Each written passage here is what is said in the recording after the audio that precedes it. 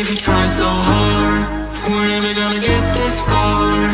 We're never gonna get this far. Trust me, trust me. And even if you try so hard,